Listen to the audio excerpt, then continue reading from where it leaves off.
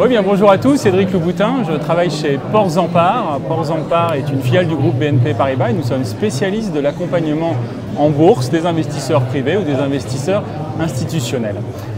Aujourd'hui, je vais vous parler plus particulièrement des investissements et nous sommes positifs sur les marchés actions, à court comme à moyen terme.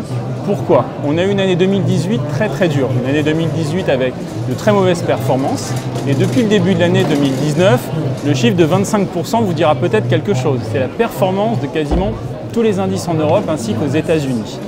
Donc nous pensons, le risque de récession s'éloigne. Nous pensons que les crises politiques, les tensions avec le Brexit dur s'éloignent. La guerre commerciale entre les États-Unis et la Chine est en train de s'apaiser. Et bien entendu, vous avez les banques centrales qui sont toujours là.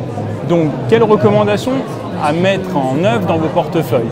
Bien, nous constatons que sur la première partie de l'année, donc jusqu'au fin du premier semestre, nous avons eu toutes les valeurs dites défensives qui se sont très bien comportées. Et depuis 3 mois, depuis mi-août à peu près, on a eu un changement de tendance complet. C'est-à-dire que toutes les valeurs un peu délaissées de la première partie de l'année sont en train de rebondir très fortement. Et pareil, toutes les valeurs qui avaient eu la cote pendant la première partie de l'année sont un peu en retard.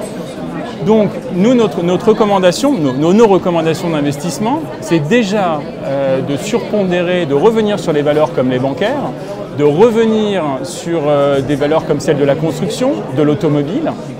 Il ne faut pas oublier aussi que depuis 3 mois, l'Europe est en train vraiment de rattraper son retard par rapport aux États-Unis.